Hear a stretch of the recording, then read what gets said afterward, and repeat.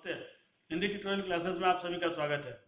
आज हम लोग कक्षा 10 के लिए निर्धारित पाठ्य पुस्तक स्पर्श भाग 2 में संकलित अब दूसरे के दुख से कहाँ दुखी होने वाले शीर्षक पाठ के प्रश्नोत्तर को बनाने का प्रयास करेंगे। तो आइए आगे चलें और देखें इस पाठ के अंत में दिए गए प्रश्नावली के अंत में किन किन प्रश्नों को शामिल किया गया है। इस पाठ के मौखिक का पहला प्रश्न, जिसमें आपसे पूछा जा रहा है बड़े बड़े बिल्डर समुद्र को पीछे क्यों धकेल रहे थे। सवाल को एक बार फिर समझे। सवाल है बड़े बड़े बिल्डर समुद्र को पीछे क्यों धकेल रहे थे। तो इसके जवाब में आप लिखेंगे कि लगातार बेहताशा बढ़ रही आबादी के कारण नई नई इमारतों को बनाने के लिए बिल्डर समुद्र को पीछे धकेल रहे हैं। सवाल एक बार फिर समझे। सवाल है बड़े बड़े बिल्डर समुद्र को पीछे क्यों धकेल रहे थे। तो इसके जवाब में आप लिखेंगे लगातार बेहताशा बढ़ रही आबादी के कारण नई नई इमारतों को बनाने के लिए बिल्डर समुद्र को पीछे धकेल रहे हैं। क्लियर। इसके दूसरे प्रश्न को देखें कि इसमें पूछा जा रहा है लेखक का घर किस शहर में था। लेखक का घर किस शहर में था। तो इसके जवाब में आप लिखेंगे लेखक पहले ग्वालियर में रहते थे, जबकि बाद के दिनों में वे फिर मुंबई के पास वारसोवा में रहने लगे। लेखक पहले ग्वालियर में रहते थे, जबकि बाद के दिनों में वे फिर मुंबई के पास वारसोवा में रहने लगे थे। क्लियर। अब इसके तीसरे सवाल को देखें तो तीसरे सवाल में पूछा जा रहा है जीवन कैसे घरों में सिमटने लगा है। जीवन कैसे घरों में सिमटने लगा है। तो इसके जवाब में आप लिखेंगे लेखक के अनुसार मनुष्यों ने पहले अपने आप को सामाजिक सरोकार से दूर किया, फिर टुकड़ों में बंटकर एक दूसरे से दूर हो गए। अब सामूहिक आंगन के बजाय जीवन डब्बों के जैसे घरों में सिमटने लगा है। सब आत्मकेंद्रित हो गए हैं। सवाल एक बार फिर समझें। सवाल है लेखक के अनुसार मनुष्यों ने पहले अपने आप को सामाजिक सरोकार से दूर किया, फिर टुकड़ों में बंटकर एक दूसरे से दूर हो गए। अब सामूहिक आंगन के बजाय जीवन डिब्बे के जैसे घरों में सिमटने लगा है। सब आत्मकेंद्रित हो गए। क्लियर। अब इसके चौथे सवाल को देखें तो चौथे सवाल में पूछा जा रहा है कबूतर परेशानी में इधर उधर क्यों फड़फड़ा रहे थे। सवाल एक बार फिर समझें। सवाल है कबूतर परेशानी में इधर उधर क्यों फड़फड़ा रहे थे। तो इसके जवाब में आप लिखेंगे कबूतर के घोंसले में 2 अंडे थे, एक बिल्ली ने तोड़ दिया था, जबकि दूसरा बिल्ली से बचाने के चक्कर में लेखक की माँ से टूट गया। कबूतर इससे परेशान होकर इधर उधर फड़फड़ा रहे थे। सवाल एक बार फिर समझें। कबूतर परेशानी में इधर उधर क्यों फड़फड़ा रहे थे। तो इसके जवाब में आप लिखेंगे कबूतर के घोंसले में 2 अंडे थे, एक को बिल्ली ने तोड़ दिया था, दूसरा बिल्ली से बचाने के चक्कर में लेखक की माँ से टूट गया। कबूतर इसी से परेशान होकर इधर उधर फड़फड़ा रहे थे। क्लियर। अब जो प्रश्न आपके सामने हैं इन सभी प्रश्नों के जवाब आपको 25 से 30 शब्दों में देने हैं।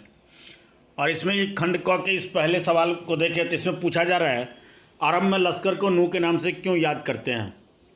सवाल एक बार फिर समझे। अरब में लश्कर को नूह के नाम से क्यों याद करते हैं। तो इसके जवाब में लिखा जा सकता है अरब के लोग लश्कर को नूह के नाम से जानते हैं, अर्थात वहाँ के लोगों ने उनको नूह के लक़ब से याद करते हैं। कारण एक जख्मी कुत्ते के जवाब से दुखी होकर वे पूरी ज़िंदगी रोते रहे। यहाँ रट हो गया, ज़िंदगी रट हो गया, रट नहीं रोते होगा, रोते रहे।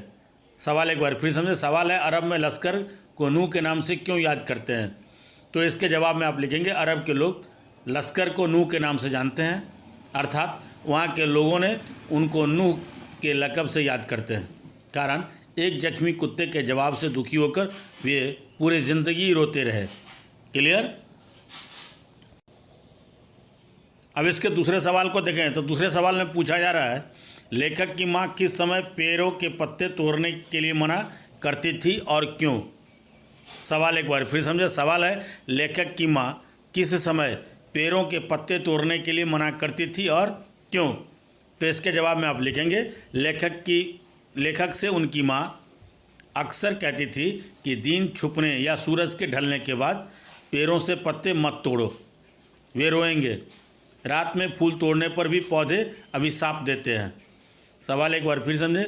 सवाल है, लेखक की माँ किस समय पेड़ों के पत्ते तोड़ने के लिए मना करती थी और क्यों? तो इसके जवाब में आप लिखेंगे लेखक की माँ या लेखक से उनकी माँ अक्सर कहती थी कि दिन छुपने या सूरज के ढलने के बाद पेड़ों से पत्ते मत तोड़ो, वे रोएंगे। रात में फूल तोड़ने पर भी पौधे अभिशाप देते हैं। क्लियर? अब इसके अगले सवाल में आपसे पूछे जा रहे हैं कि प्रकृति में आए असंतुलन का क्या परिणाम हुआ। प्रकृति में आए असंतुलन का क्या परिणाम हुआ? तो इसके जवाब में आप लिखेंगे प्रकृति में आए असंतुलन के कारण भूकंप, बाढ़, अतिवृष्टि अथवा अल्पवृष्टि, अधिक गर्मी और सुनामी आदि आते रहते हैं। प्राकृतिक असंतुलन से अनेक बीमारियों के होने का भी खतरा बना रहता है। सवाल एक बार फिर समझे। सवाल है, प्रकृति में आए असंतुलन का क्या परिणाम हुआ? तो इसके जवाब में लिखेंगे प्रकृति में आए असंतुलन के कारण भूकंप, बाढ़, अतिवृष्टि अथवा अल्पवृष्टि, अधिक गर्मी और सुनामी आदि आते रहते हैं। प्राकृतिक असंतुलन से अनेक बीमारियों के होने का खतरा भी बना रहता है। क्लियर? सवाल है, लेखक की माँ ने पूरे दिन रोज़ा क्यों रखा? तो इसके जवाब में आप लिखेंगे लेखक के घर एक कबूतर का घोंसला था जिसमें 2 अंडे थे। एक अंडा बिल्ली ने झपट कर तोड़ दिया। दूसरा अंडा बचाने के क्रम में लेखक की माँ से टूट गया। बस इसी से वह दुखी हो गई। फिर प्रायश्चित के लिए उनकी माँ ने पूरे दिन रोज़ा रखा और नमाज पढ़कर मुआफ़ करने की दुआ मांगती रही। सवाल एक बार फिर समझे। सवाल है, लेखक की माँ ने पूरे दिन रोज़ा क्यों रखा? तो इसके जवाब में आप लिखेंगे लेखक के घर एक कबूतर का घोंसला था जिसमें 2 अंडे थे। एक अंडा बिल्ली ने झपट कर तोड़ दिया। दूसरा अंडा बचाने के क्रम में लेखक की माँ से टूट गया। बस इसी से वह दुखी हो गई। फिर प्रायश्चित के लिए उनकी माँ ने पूरे दिन रोज़ा रखा और नमाज पढ़कर माफ़ करने की दुआ मांगती रही। क्लियर? अब इसके 5वें सवाल को देखें तो उसमें पूछा जा रहा है, लेखक ने ग्वालियर से मुंबई तक किन बदलावों को महसूस किया? पाठ के आधार पर स्पष्ट कीजिए। तो इसके जवाब में आप लिखेंगे लेखक पहले ग्वालियर में रहते थे, बाद में फिर मुंबई के वारसोवा में रहने लगे। पहले के तुलना में लोग अधिक आत्मकेंद्रित हो गए हैं।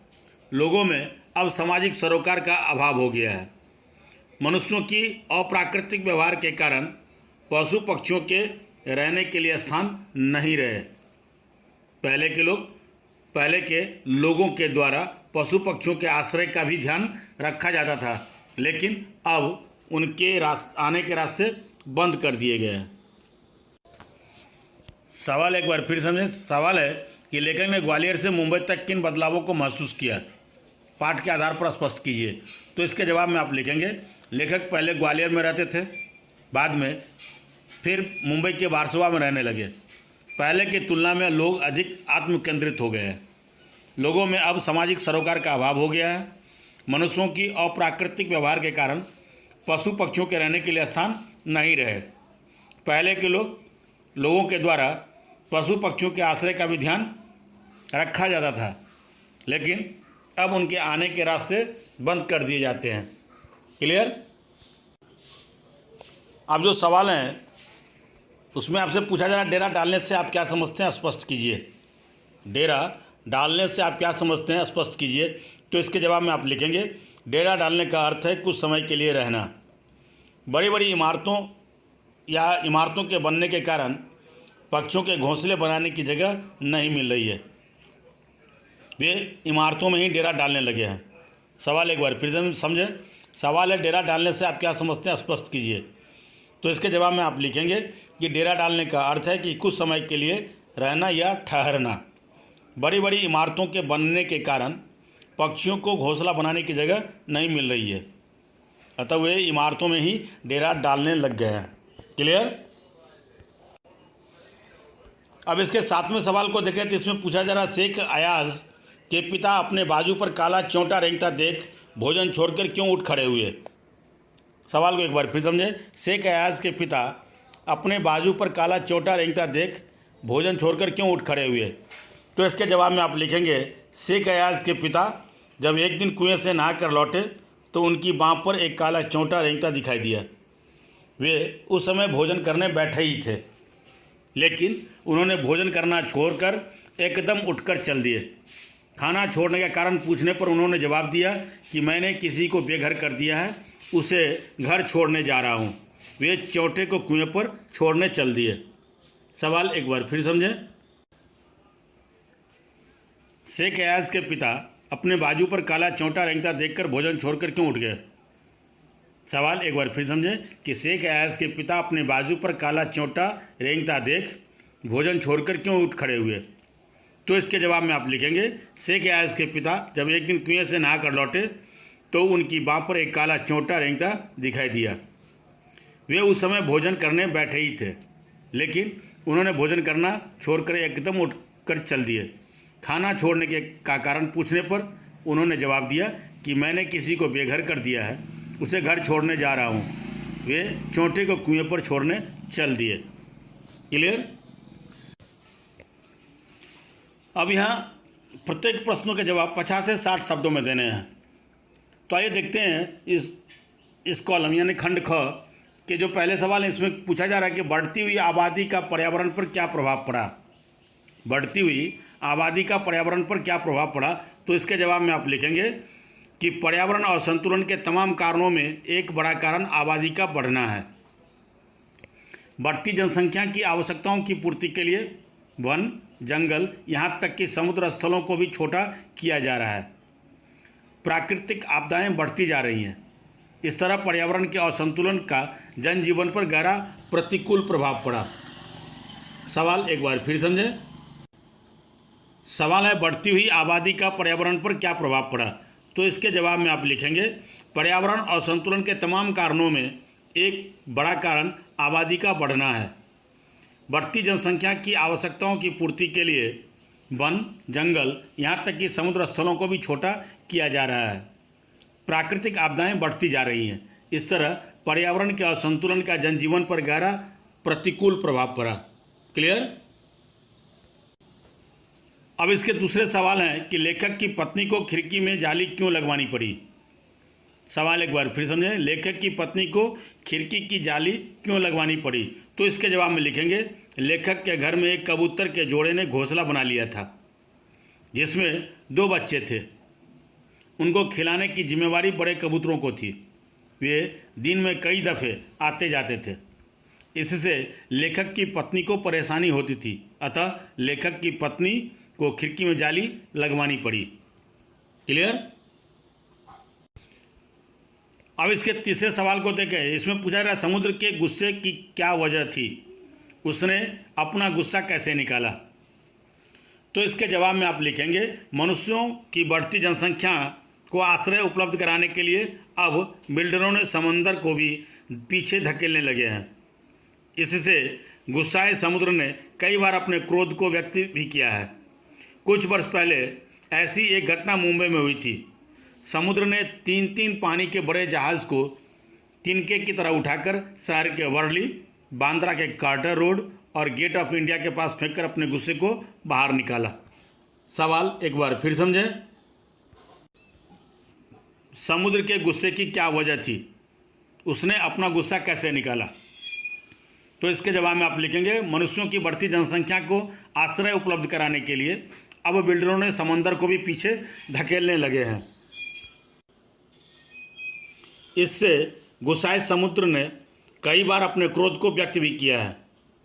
कुछ वर्ष पहले ऐसी एक घटना मुंबई में हुई थी।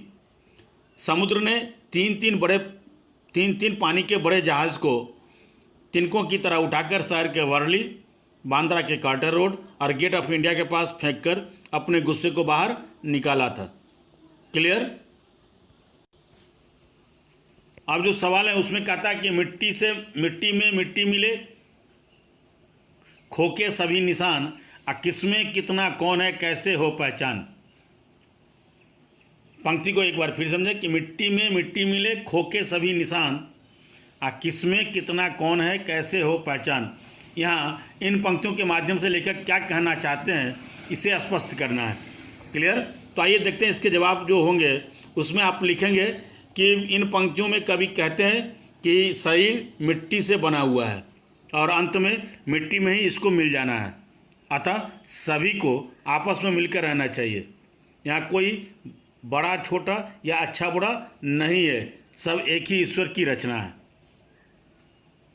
सवाल के जवाब को एक बार फिर समझे। इसके जवाब में आप लिखेंगे इन पंक्तियों में कवि कहते हैं कि शरीर मिट्टी से बना हुआ है और अंत में मिट्टी में ही इसको मिल जाना है, अतः सभी को आपस में मिलजुल कर रहना चाहिए। यहाँ कोई बड़ा छोटा या अच्छा बुरा नहीं है, सब एक ही ईश्वर की रचना है। क्लियर? अब यहाँ जो पंक्तियाँ दी गई हैं इन पंक्तियों के आशय स्पष्ट करने हैं। जो सबसे पहली पंक्ति दी गई है उसमें लिखा है कि नेचर की सहनशक्ति की एक सीमा होती है। नेचर के गुस्से का एक नमूना कुछ साल पहले मुंबई में देखने को मिला था। यह पंक्ति है, इसके आशय लिखने हैं आपको, ये आशय स्पष्ट करने हैं। तो इसके जवाब में आप लिखेंगे इन पंक्तियों का आशय है कि प्रकृति का अत्यधिक अस्वाभाविक दोहन प्रकृति में असंतुलन की स्थिति को उत्पन्न कर देती है, जिससे अनेक दुष्परिणाम होते हैं। अतः प्रकृति और पर्यावरण के साथ अनावश्यक रूप से छेड़छाड़ अनुचित है, इससे हमें बचना चाहिए। अन्यथा प्रकृति के गुस्से के तौर पर बाढ़, भूकंप, महामारी, अतिवृष्टि, अल्पवृष्टि और सुनामी के जैसे अप्राकृतिक आपदाओं का सामना करना होगा। सवाल को एक बार फिर समझे। यहाँ जो पंक्ति है कि नेचर की सहनशक्ति की एक सीमा होती है। नेचर के गुस्से का एक नमूना कुछ साल पहले मुंबई में देखने को मिला था। इसके आशय स्पष्ट करने हैं। तो इसके जवाब में आप लिखेंगे कि इन पंक्तियों का आशय है कि प्रकृति का अत्यधिक अस्वाभाविक दोहन प्रकृति में असंतुलन की स्थिति को उत्पन्न कर देती है, जिससे अनेक दुष्परिणाम भी होते हैं। अतः प्रकृति और पर्यावरण के साथ अनावश्यक रूप से छेड़छाड़ अनुचित है, इससे हमें बचना चाहिए। अन्यथा प्रकृति के गुस्से के तौर पर बाढ़, भूकंप, महामारी, अतिवृष्टि, अल्पवृष्टि और सुनामी के जैसे प्राकृतिक आपदाओं का सामना करना होगा। क्लियर? अब दूसरी पंक्ति है कि जो जितना बड़ा होता है उसे उतना ही कम गुस्सा आता है। इस पंक्ति के आशय स्पष्ट करने हैं। पंक्ति है जो जितना बड़ा होता है उसे उतना ही अधिक गुस्सा, उतना ही कम गुस्सा आता है। तो इसके जवाब में आप लिखेंगे जो जितना महान होता है उसमें उतनी ही अधिक सहनशक्ति भी होती है। किसी की गलती पर तत्काल क्रोध प्रदर्शित कर उसे दंडित करने में नहीं बल्कि उन गलतियों को यथासंभव क्षमा करने में ही महानता है। समुद्र महान है, वह मनुष्यों के खिलवाड़ को सहन करता रहा, पर हर चीज़ की हद होती है। एक समय उसका क्रोध भी विकराल रूप में प्रदर्शित हुआ। वैसे तो महान व्यक्तियों की तरह उसमें अथाह गहराई, शांति और सहनशक्ति भी है। सवाल को एक बार फिर समझे। पंक्ति है कि जो जितना बड़ा होता है उसे उतना ही कम गुस्सा आता है। इसके आशय स्पष्ट करना है। तो इसके आशय स्पष्ट करते हुए आप लिखेंगे जो जितना महान होता है उसमें उतनी ही अधिक सहनशक्ति भी होती है। किसी की गलती पर तत्काल क्रोध प्रदर्शित कर उसे दंडित करने में नहीं बल्कि उन गलतियों को यथासंभव क्षमा करने में उसकी महानता है। समुद्र महान है, वह मनुष्य के खिलवाड़ को सहन करता रहा, पर हर चीज़ की हद होती है। एक समय उसका क्रोध भी विकराल रूप प्रदर्शित हुआ। वैसे तो महान व्यक्तियों की तरह उसमें अथाह गहराई, शांति और सहनशक्ति भी है। क्लियर? अब इसकी तीसरी पंक्ति है कि इस बस्ती में न जाने कितने चरिंदों से उनका घर छीन लिया है।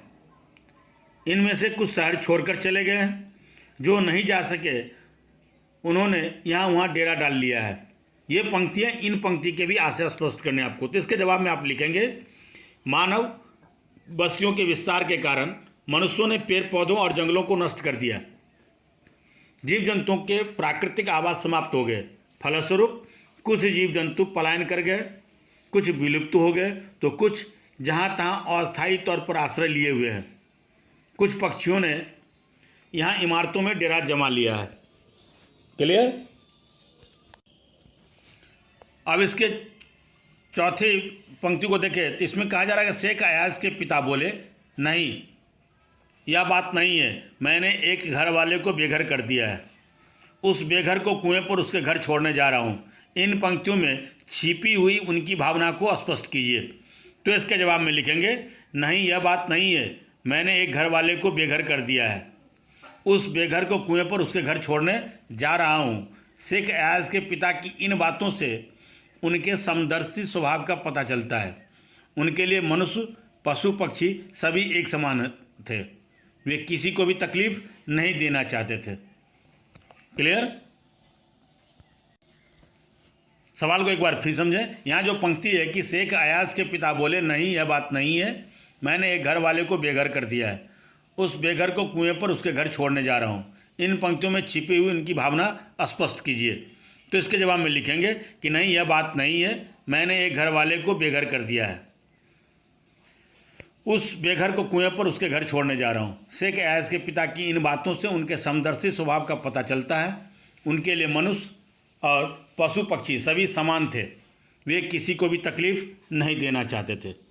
क्लियर।